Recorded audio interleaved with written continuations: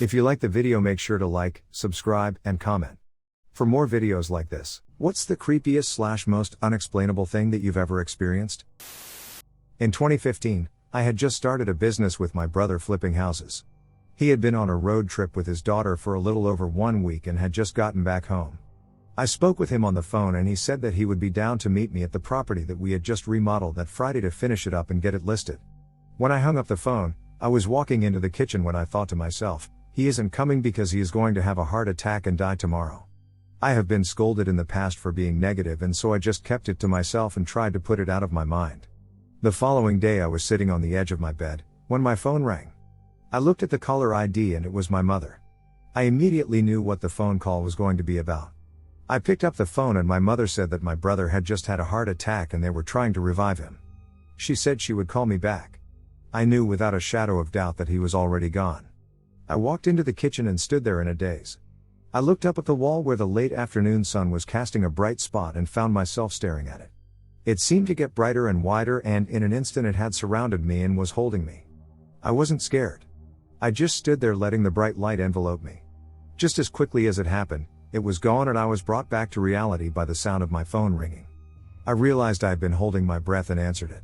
It was my mother saying that he had died. To this day I cannot explain this. When my brother was about 7 years old, he woke up one day acting really strange and didn't get out of bed. My mother went in to check on him and he started sobbing. It was awful and he sounded so full of despair. It wasn't the cry of a 7-year-old, he was so upset and it really worried us both. My mother kept asking, "What's wrong? You can tell me." And after a long few minutes he finally confided in her. He told her that he had been living the same day over and over and over and that it was always the same. But that's not what upset him. What made him cry was that today was the first day in a really long time where something had changed. We never spoke about it again. He was seemingly fine after a few days, but I still have no idea what happened. I know my brother, and it's not something he'd come up with out of the blue. Completely unexplainable from my perspective. It happened this past Saturday, actually. My parents live about an hour away in bumfuck nowhere. There's a hiking spot I love, especially around this time of year, on the way. So I stopped there around 9 a.m. The trail was temporarily closed and no other cars were there, so I just got out real quick to snap some pictures of the fall foliage. All of a sudden, I hear a cough. Me being paranoid, I immediately got back in my car and locked the doors. K-man walking up the path from the highway. He doesn't say anything, just stands in front of my vehicle and motions for me to get out. I started my engine, naturally, and he didn't budge. I shakily gassed it, maneuvering past him through the grass. Not really eventful, but I was quite shaken up. I'm a 90-pound woman. Never going to the middle of the woods alone again. Especially miles from civilization. Was visiting my Navajo family on the res earlier this year. Me and my cousin went outside at night, always a bad idea, to smoke some mountain tobacco in his dad's broken down car. We were talking deeply about how different life is out in the city versus on the reservation, and in the middle of the conversation we both heard footsteps in the dirt coming towards us. We weren't scared at first because we just assumed it was his girlfriend coming to join us, but when we poked our heads out of the car to look, there was nothing. Nobody. That's what we call a yeni, or more commonly known as a skinwalker. I was a young mother with 2 kids about 8 months and 3. We lived in Pittsburgh in an old Victorian home, very common there. We had just come home from a long Easter Sunday at my Bill's. The kids were tired and we needed to get up early for work and daycare, so we were hurrying to unload the car and get them into bed. I ran upstairs and got the baby down in her crib. My husband was unloading and parking the car, etc. When I returned to get my son to put him to bed next, for reasons I can't explain, instead of taking him upstairs, I just walked over and turned on the TV in the LR and asked him if he wanted to watch it for a while with mommy. Peter Pan was playing that night. The old one with Mary Martin. So he happily snuggled with me on the couch in the dark LR watching the show. My husband came in and asked me what in the world I was doing. Why had I turned on the TV when we needed to get him into bed? I really couldn't explain my impulse and I just told him not to worry about it, I'd get him down in a little while. And we kept watching TV. As time went by, my husband got more and more concerned about how late it was getting and why I wouldn't put our son to bed. He kept asking me to turn off the TV and take him upstairs. The more upset he got, the more stubborn I became about not taking him upstairs. I knew this made no sense, as we both knew he needed to go to sleep. We were usually very strict about bedtime and we were way past our sons. Plus we rarely let the kids watch TV. So my husband was right to be upset with me as I was behaving very uncharacteristically. But in spite of his pleading with me, I just wouldn't budge. It was baffling for me as well as my husband. It was like part of me knew he was totally right and the other part of me was helpless to explain why I was behaving so oddly and was so determined to keep him downstairs and not take him upstairs. Just as my husband started to get really frustrated with me, we heard a huge crash upstairs. We looked at each other and both ran to the stairs and saw what looked like a white cloud roiling at the top of the stairs and starting to come down the stairs. We both thought something had happened in the baby's room, like her crib had collapsed or something large had fallen in her room. So we raced upstairs and found she was fine. Still asleep and nothing in her room was disturbed. But in my son's room, we saw the cloud of white dust still coming out the door. We looked inside and saw that his entire plaster ceiling had collapsed. Only wooden lath remained. And big heavy chunks of thick plaster had fallen all over his bed. It was covered. One big piece was lying on his pillow right where his head would have been had we put him to bed when we got home. He would have most likely been killed. Or very seriously injured. But instead he was downstairs watching Peter Pan and Wendy. To this day I can't explain why I turned on the TV or refused to put my son to bed as expected. Or why I became more and more stubborn as my husband begged me to stop the madness and get back on track. There was a very strong force in me at the time that I really couldn't override, even though I knew that what I was doing made no logical sense. But whatever it was, it saved my son's life. And my husband and I were both extremely thankful. Nothing like that has ever happened to me since then. My son is now 38 with 2 young sons of his own. The one and only time I recall ever experiencing sleep paralysis/night terrors. It was the middle of night and I could have sworn I was laying awake in my bedroom for a long while. My wife was leaning towards me and snoring softly and otherwise being endearing. She started whispering unintelligibly in her sleep, which I thought was adorable until it suddenly became rhythmic, like a soft chanting. The accordion door on my closet creaked open slowly, and out stepped a tall, dark, demonic-looking thing. I was petrified and completely paralyzed as this thing crept closer, all while my wife is still whisper chanting inches from my ear. I blinked and it was over, just like that. I was just awake in my room, my wife snoring quietly. I felt like I was in shock for hours afterward. Was a summer camp counselor when I was in my late teens. Wake up in the middle of the night having to piss, so I climb out of my bunk and leave the cabin. Not gonna walk the quarter mile to the bathrooms, so I peel it out and piss on the back wall of the cabin. The front faces out into the big open courtyard, the back is against a tree line. Not long after it's flowing, I hear a bit of laughter. 2 kids giggling and whispering to each other. No big deal, there are like 250 kids here for the session. There was a pair of troublemakers in the cabin over from mine, so I figure it's them. My first thought, however, is to make sure whoever these kids are don't stare directly into my penis, so I start to waddle around the far corner, and once I'm there, I peek around in curiosity. I watch 2 kids, 8 years old or so, walk down from between the 2 cabins into the wooded area. It's dark out, so I wasn't able to identify the campers, but all I'm sure of is a couple kids left their cabin for some late night shenanigans. Again, no biggie, I used to get into the same shit as a camper. I finally finish relieving myself, tuck her up, and walk out from behind the cabin towards the trees, shrouded in darkness, where I had just watched these 2 rogue campers escape too. By now, the laughing has stopped, and I'm soaked in the silence of upstate Michigan wilderness. There's nothing and no one to be found, except for myself, who at this point is starting to freak out a bit. As my eyes dart around, I quietly call out for the kids I know are near. I know they are, because I saw them. I must have spent an hour creeping through the woods, and out to the other side where there is a massive open grassy area the size of 10 football fields. The silence is deafening and I start to cry. Not because I can't find the kids, but because I'm realizing there may have never been any kids to begin with. I just sat out there for another 30 minutes or so. Told myself I was waiting for them to pop out from the dugout or behind the archery targets, but really I think I was just too scared to move a muscle in that moment. I know how powerful the mind is, especially in the sleepy state I was in. But I also know what I heard and I know what I saw that night. Over a decade later, I still have trouble explaining this to myself in any sort of rational way. This is an incident that happened to my family when we were young. We come from a family of healers and sensitives with Irish and Spanish heritage, so we have had paranormal and supernatural experiences all of our lives. This was just one more unexplained, slightly creepy event that I remember. The more interesting part, true if made up, is the old wives' tale behind the event. We were about 8 or 9 the day Mum took Elle and I over the heath. It was a hot and bright day in the middle of the summer holidays. We had been collecting natural materials to make a collage when we got home, and Mum's rucksack was full of stray feathers, wild grasses, leaves and twigs, and we were on our way home where Gran was making a cheese flan and salad for dinner.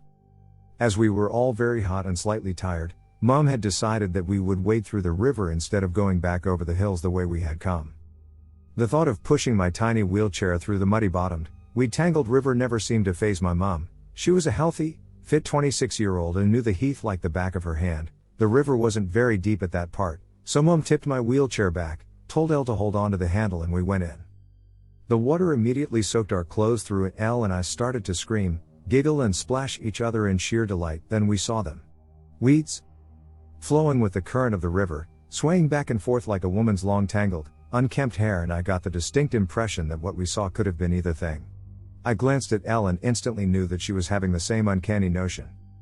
The weeds started to curl around our legs and the wheels of my wheelchair, making our progress a little more laborious, and our previous screams of playful fun changed to moans and squeals of unease and disgust as we felt the weeds gently tugging at our legs. At no point did Mum ever look anxious or fazed by this experience. She just kept saying, "It's only water weeds, you two. Come on, don't be silly. You've seen them loads of times." We finally reached the other side of the river, and as Mum dragged my wheelchair backwards up the riverbank, Elle climbed up it and sat down beside me. We both just stared silently at the river and the sea of green for what felt like the longest time, but in actual fact, was only 10 minutes, before walking the rest of the way home.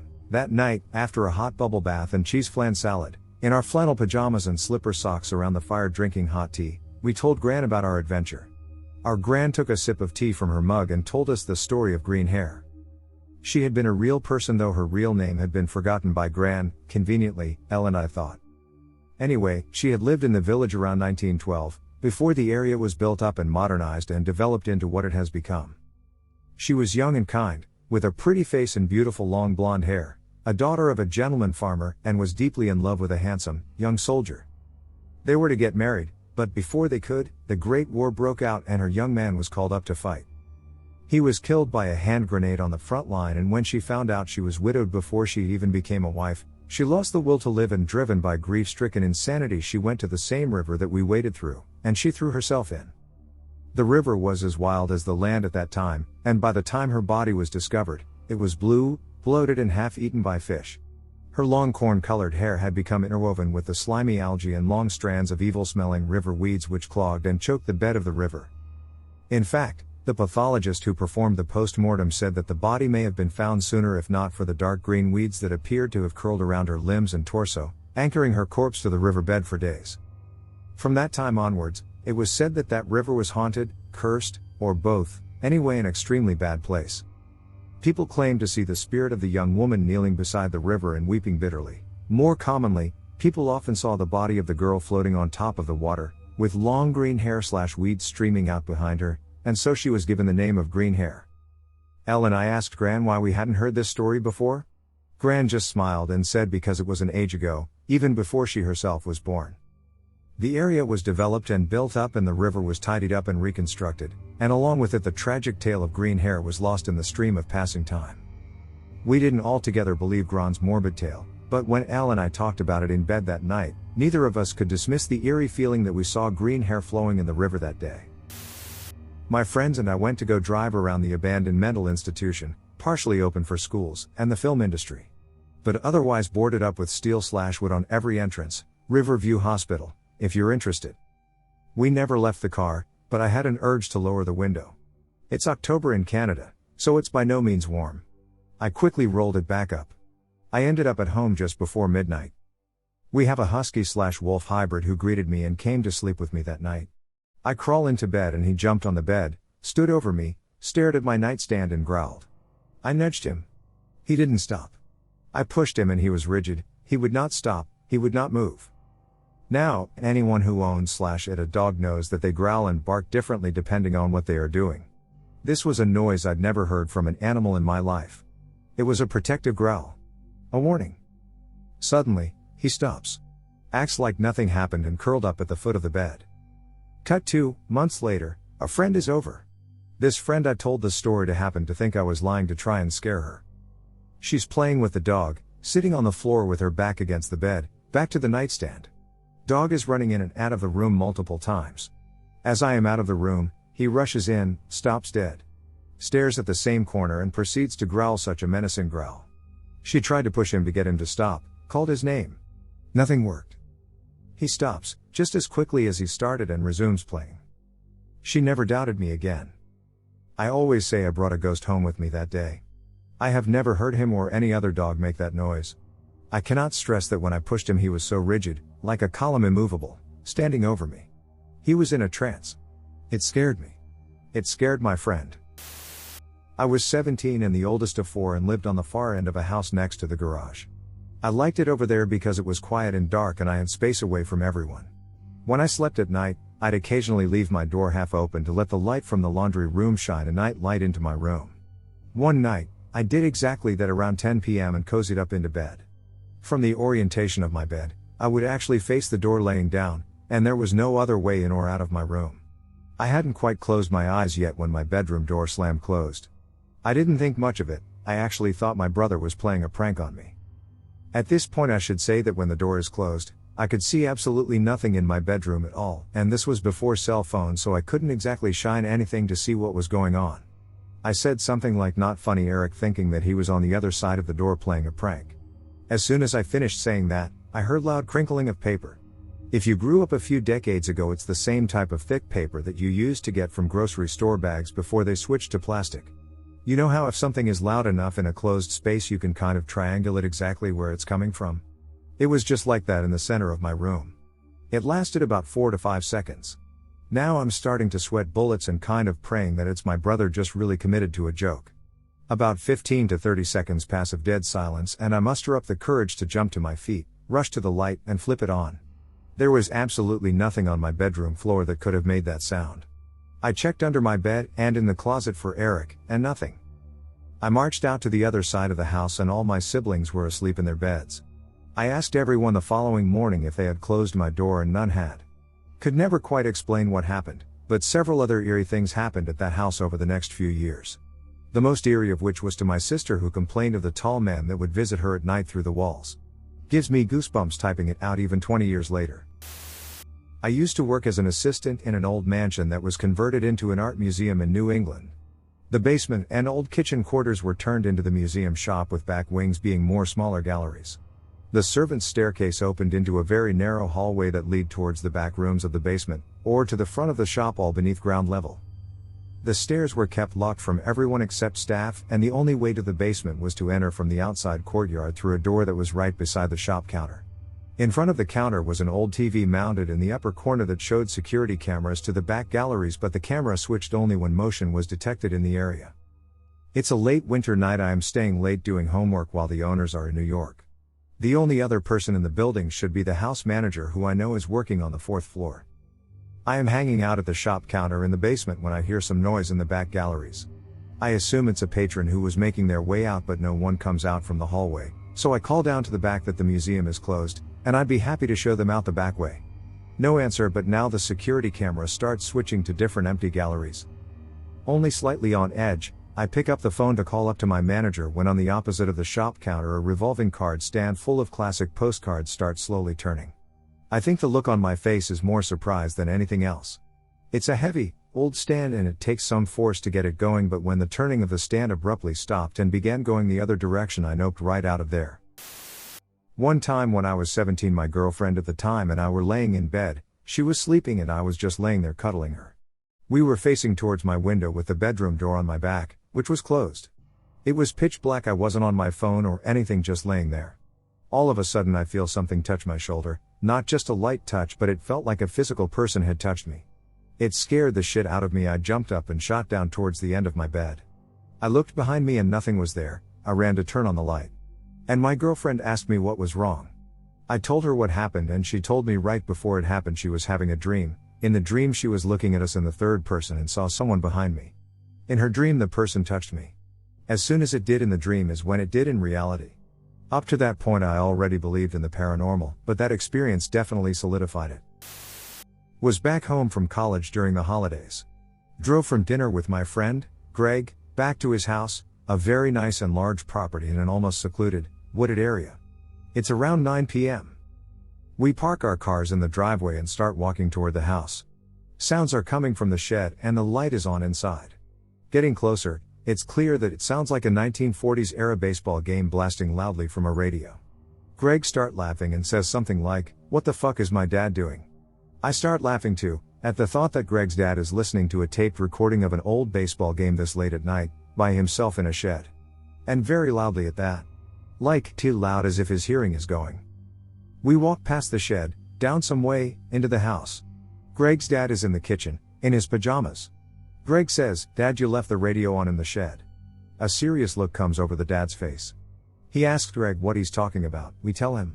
So we all walk back up to the shed. Now, there are no sounds and the light inside is off. My immediate thought is that Greg and his dad are playing a joke on me. But the way the dad is acting says otherwise. The dad checks the shed, nothing. Back inside the house, Greg and his dad have a chat. Greg later tells me that his dad has been seeing some weird things in the shed. I get no additional explanation and it's clear Greg doesn't really want to talk about it. I told some of our mutual friends about it, but each time it just sounds so cheesy and uninteresting. Anticlimactic, I know, but I'll never forget the unsettling feeling that passed between me, Greg, and his dad that night. My family has a ranch in California that has an apple orchard attached to it. When I'd stay there to visit family, my cousin would always tell me stories of things that have happened there since my last stay. Ghost sightings, voices, the usual stuff. Took it all with a grain of salt because well as a kid your mind will play tricks on you, especially at 1 a.m. in a dark and empty orchard. The common story was about a demon that haunted the orchard and would chase you till you left the orchard. One night I was outside smoking a cigarette a little after midnight, staring out into the orchard when my cousin, 24F, and her friend 23M, came out to meet me dressed up. Saying how they think it's a load of crap and are gonna go spend the night in the orchard.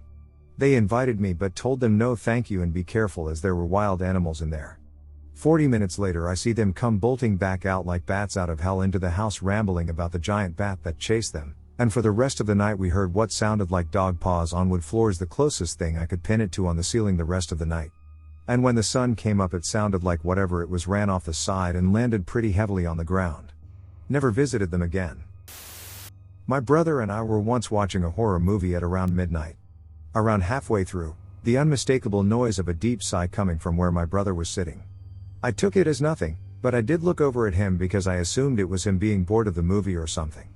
When I saw that he looked over at me at the same time, we knew neither of us had made the noise, but we both heard it. We paused the movie, rewinded it a few times, and replayed the last 30 seconds a few times to try to see if sound we heard had come from the movie. After being unsuccessful, we laughed it off and finished our movie. Later that night, while on complete opposite sides of the house, me downstairs, him upstairs, I heard the same noise again. A deep sigh originating from behind me this time. Me, in absolute panic, I ran upstairs without even looking towards the source. Finding my brother who was just looking at me as if he was waiting for me to tell him what had just happened. Turns out he heard the same noise upstairs at the same time that I heard it downstairs. We tried recreating it without luck. We experienced it again a few weeks after that, but this time we were both in separate rooms from each other and both came out of the rooms at the same time after hearing movement downstairs. Sounded like small bare feet on hardwood floor.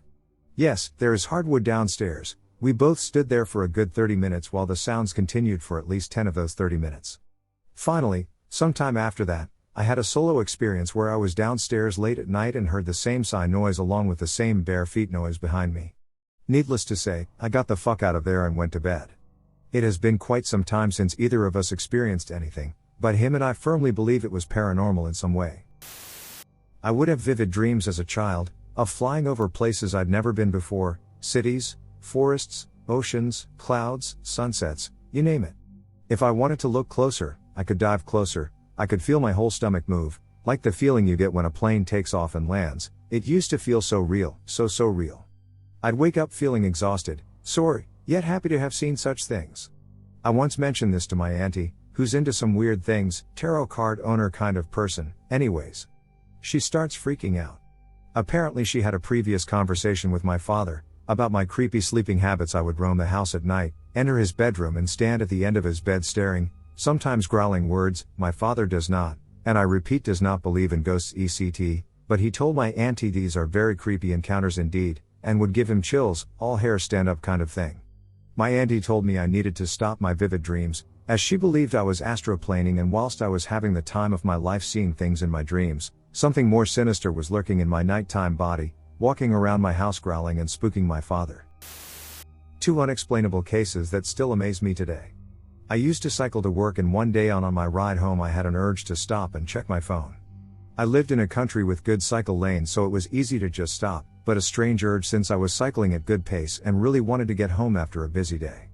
As I fumbled through my bag to grab my phone, I heard a massive screech and saw a car lose control and crash about 50 meters in front of me. Smashed right through barriers and into the cycle lane. The speed that car was going and with the force that it hit to the wall, I would have been dead had it not been for me stopping to check my phone. Second case that I thank the stars for. I was a new mom and going through the usual chronic lack of sleep. I was sat in bed nursing my premature newborn, so she was tiny, when I accidentally fell asleep. Big no-no. Super dangerous. Suddenly a male voice told me to wake up, and I felt a breath blow in my face. Woke up to see my baby in the crook of my arm, face perilously close to the pillow. I had never been so scared in my life and was now very awake and alert. If I hadn't had woken up then, I don't even want to think what could have happened. Every now and then I think about that male voice and want to thank whoever or whatever that was. I drove a 50-mile round trip in 12 minutes a few weeks ago. I have the time stamped. I'm leaving text to a friend I sent while pulling out of the drive at 8 p.m. I confirmed that time on the car's dash clock, and the wall clock near the door was close to 8 when I walked out my door to my car. I drove 25 miles to my parents' home to grab my laptop I had forgotten, and 25 miles back home. I got home at 8:12 p.m. Dash clock in the car, cell phone, and every clock in my apartment confirmed this. Some of those are analog, so it couldn't have been a weird hack. It can't be a prank. Nobody knows there's a watch in my nightstand except me, and there's a clock on the nightstand, so if somebody somehow was just fucking with me, they'd have missed that one that I checked when I got home. I used my phone as an alarm to get up early that next morning. All clocks still synced. The kitchen man. So at my old house we had a long hallway that I could see the kitchen doorway from my bedroom door. Since I was little, there was always this thing I saw in the middle of the night shaped like a thin man's shadow who was like 6 feet tall, walking across the doorway. For some reason I thought it was just a thing only I saw, and as a kid I saw him as the little protector of the house and called him the kitchen man. When older I guessed it was just a play of my eyes. Especially since I was the only one to see it. Until my partner came to the house for the weekend and finally saw it. They came to talk to me saying, "Yo, I think someone's in the house." I got worried and we both started walking to the kitchen to check it out, and when I saw the kitchen man I thought nothing of it because I saw him almost every time heading there at night. Then my partner pointed out that's what they saw, and that made me freak out, cause either it was an actual person or someone else finally saw it, which destroys my theory of it being my eyes messing with me. We checked it out as well as the rest of the house and nothing new. I told my partner that I've been seeing that since forever, but it's weird they can see it too. Still have no idea what it was, but our only guess is that since the house is old as fuck that maybe a mold or gas leak issue gets us to see weird shit, but even then I don't know how we could see it at the same time. I'm not one to believe in ghosts/shades, but after dealing with that since a kid then having someone else see it too, I can see why people believe in ghosts. Was watching a movie in the basement of my parents' house and making out with my girlfriend. Parents and little brother had left for the weekend at one of his youth hockey tournaments earlier that night. They boarded the dogs somewhere too. I had to work most of the weekend and wouldn't be there to take care of them. All of the sudden, without ever seeing a car pull up into the driveway from the basement window or hearing the side door at the top of the stairs everyone came and threw open. I hear heavy steps across the length from the kitchen on one end of the house through the dining room and through the hall to the other end where my brothers and my bedroom were, then stop. My girlfriend confirms she hears it too when she looks at me spooked and confused and says, "Who's home?" I ran up to the kitchen and don't hear anything, doors still locked. I go into alert mode, grab a knife and start searching the house. No one. All windows shut and locked, all doors too. Nothing missing, nothing disturbed. Girlfriend went home because she was spooked. I kept lights on all damn weekend. House had never felt haunted before and nothing really ever happened after. Don't know who we heard. Didn't happen to me though. My aunt always has creepy stories about herself or our other family members. We lived in a small town, with a bridge connecting to the small island that me and my family lived on. While my auntie dropped me and my sister back off at our house around 5 a.m., she was heading back towards the city and took the only road that exits out of the small island. She stopped at the stop sign, and reached for her purse on the floor which was on the passenger's side. When she looked up she said she saw a girl wearing all white with her hair covering her face. It creeped her out and she booked it. What was even creepier is that the same thing happened to my other auntie who came into town around 3 a.m., but they saw her when they were going towards my house on the other side of the island. There was a legend I heard about the island being cursed by spirits. Living on the small island for most of my childhood, there has been a lot of scary experiences happening to everyone living there and a lot of bad luck. So this actually happened yesterday.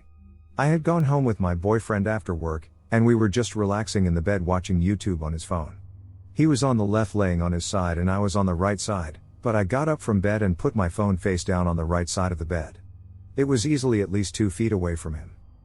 I was going to massage his back, and as I walked around the bed to his side, I saw him curl up in pain and let out a yelp. As I leaned over him to see what was wrong, my phone just suddenly fell from next to his face. I was instantly shocked because I knew it wasn't in my hands, so I couldn't have just dropped it on his face. He looked back at me and also looked very confused, asking me if I had thrown it on the bed, therefore making it bounce back at his face. I shook my head, and we just started trying to replicate that exact moment, but we just couldn't. Everything we tried, all possible ideas, none of it worked. There was literally no way my phone could have made that distance. He asked me what it looked like when it happened, and I said it just looked like my phone had suddenly teleported next to his face, and he actually agreed with me, saying he never saw it move, but it felt like someone had flicked his ear instead of a phone hitting his face. We spent half an hour trying to find a logical reason. I'm just more concerned with the fact we couldn't replicate it. Not even once did the phone ever come even half as close. I have no fucking clue how that happened, and neither does he. I know this isn't exactly interesting, but for me this is the most unexplained thing I've ever had happen. I got one. Like many, I've always been skeptical of ghost stories or similar supernatural recounts. I found them interesting and creepy, especially from family that had no reason to lie about it, but it had never convinced me personally. I just didn't know what to make of it. Probably still the same boat I'm in now, but something happened to me that I have no explanation for and surely never will. My grandmother passed away when I was in my early 20s. She was in my life but not extremely close, and her health had declined slowly until she needed a few surgeries, and then things escalated for the last few months until it was too much. She lived across the USA from me and I visited a lot growing up, but in the later years we would only talk every now and then. She was by no means a tech person, mostly used a landline and very simple flip cell phone rather than any type of smartphone even in 2014 or so. I am certain she never had any Apple products and probably didn't know or care that I did around that time. This will matter soon. I got the news she passed away, grieved with my family, dealt with her estate, and maybe a year or so had gone by at this point. I distinctly remember laying in my bed waking up from a dead sleep to an incoming FaceTime call from her house number, her name lit up on my screen. Confused, I answer the call to see simply a still, blurry white image of some kind, like a phone camera placed face down on a white surface too close for the camera to adjust into focus. I say hello? Still trying to understand what's going on, and only after a few seconds do I hear a female voice call out hello. Who are you? How did you call me like that? The voice was clearly decently far from the phone, maybe across the room. I explained that I received a call from this number, and the woman responded that I was the one that had called her and she doesn't know how it accepted without her doing anything. She sounded a little scared, like honestly creeped out that some guy's face and voice just started coming out of her phone without being anywhere near it. Once it was clear that both of us didn't know what happened or have any business with the other, we hung up. I laid there with shivers running down my spine for a good few minutes. Told my family, who also didn't know what to make of it. If I had my wits about me I might have asked if she had recently got this phone number, but she was so understandably weirded out I'm not sure she would have volunteered that info. No idea what to make of it. I've never told anyone this story as I don't think anyone would believe me, or assume I was exaggerating. I'll let whoever reads this be the judge. Back when I was 13 to 14 years old I lived with my parents. I would be trailed along with them to Tesco every Thursday evening to do our grocery shopping. One normal Thursday night I went to bed. For context, we lived in a 2-bedroom semi-detached house. My bedroom was above the kitchen. Anyway, I settled down to go to sleep when suddenly I heard the kitchen back door, which leads to the garden, be pulled and pushed. Almost like someone was trying to break into it but couldn't. I froze in bed trying to understand what I heard. It was around 10 p.m. and both my parents were still downstairs, so I couldn't understand why no one was doing anything. I assumed it might have been one of them coming back in from the garage or something, so being a kid just forgot about it. That was until every Thursday night after shopping it would happen. I know that sounds ridiculous, but it did. I know it wasn't my parents, as one evening it happened when both of them went to bed. I went through every rational. Maybe one of them had got up? Maybe it's the boiler? Maybe it's someone with us? But nothing made sense. I was an awkward kid and never thought to bring it up to my parents. But it got so bad that I would get terrible anxiety on Thursday, as I knew this aggressive and forceful noise would commence when I got to bed. People will say it was my imagination and if I was reading this I'd assume the same. But I know it wasn't. You know when you just know the sound of something in your own home? Well, this was one of them. But why did my mom or dad never react to it? Last night, I woke up slightly panicking after having a weird dream. As I sat up I noticed there was someone sitting on my bed watching me, and the thing is I know 100% that it wasn't my mom or stepdad, and it wouldn't have been my brother as he is only 2. After a few minutes of just both of us just watching each other, the person put a hand on my shoulder, gently pushing me back down, and tells me to not worry about them and that they mean no harm. When I got later on, as I was getting ready to head to my bus stop, I told my mom about what happened, and she said that she had some similar happen where she woke up and saw someone standing in the main hallway of our apartment. And what's weirder is that I couldn't see who it was, but I got this feeling that they had been in my room with me before, and also that I know I wasn't still dreaming, because when I dream I never feel anything, physically, and I felt that thing's hand. First, the setting. We moved into a home built in 1983, located along a creek bed near former Fort Buffington, a fort built to house Cherokee First Nation people before them embarking on the Trail of Tears. After moving in, my 10-year-old daughter kept insisting that her room was haunted, claiming that things were falling off the shelves on their own periodically, stating she could feel a presence, feeling afraid to be in the room alone, etc. Of course, me being a practical man, just figured her imagination was getting away with her until this night. I had just settled into bed when there was a knock on the door. It was my daughter crying and stating she didn't want to sleep in her room because she said there was a person in her closet. So, I got up and went into her room and did the usual, opening the closet, looking under the bed, sitting with her for a minute, asking her if she felt better. She said, "No, Daddy, there's still someone here," and pointed towards a blank interior wall. Suddenly, our golden retriever, who was also laying down in the room, lunged up, faced the wall, and started barking angrily at the wall, like bloody murder barking, like he was going to kill or shred whatever it was he saw. There was no noise in the wall. It was late night, so no noise or vehicles outside, just nothing at all for my dog's behavior. Normally he would never bark like this or show aggressiveness like this.